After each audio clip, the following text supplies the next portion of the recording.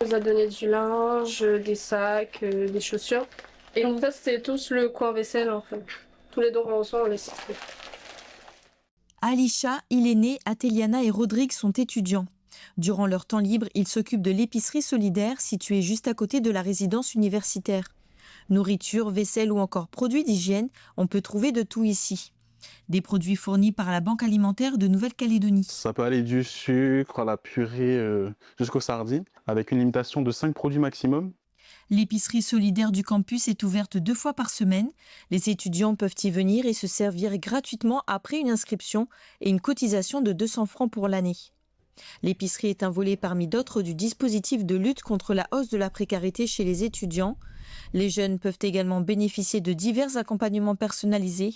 Davina, par exemple, étudiante en 3e année, attend pour voir le médecin. Un rendez-vous gratuit, car si elle travaille un peu à côté de ses études, elle n'a pas les moyens de se payer une consultation. Par exemple, moi je suis malade, alors je vais aller chez le docteur et il y a l'assistante sociale. C'est pas mal quand même parce que le docteur c'est 5000 francs la consultation, alors ça dépanne beaucoup. Bon.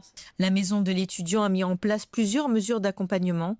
Très sollicitée, l'assistante sociale reçoit plusieurs dizaines d'étudiants par jour depuis le début des inscriptions. Est-ce que tu as envoyé le certificat de scolarité aux bourses pour percevoir ta bourse? Oui, ça y est. Ok. Si des fois on n'a pas de bourse parce qu'on se retrouve tout juste au-dessus des barèmes, mais il n'empêche qu'on peut avoir plusieurs autres enfants à la maison qui sont scolarisés, avoir une situation financière compliquée, et du coup là aussi on peut étudier les demandes. C'est vraiment du cas par cas, c'est pour ça qu'il ne faut pas hésiter à venir demander de l'aide.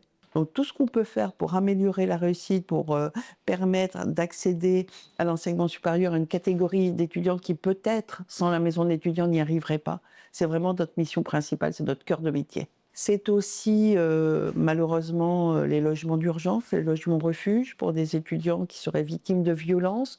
Donc la nouveauté cette année, c'est qu'il y en a un en province nord, avant un seul appartement était situé sur Nouville, maintenant nous en avons un en province nord. Et puis voilà, donc c'est nos principaux dispositifs. Ces mesures d'aide sont essentielles pour les plus de 5000 étudiants post-bac du pays, dont un tiers sont en situation de précarité.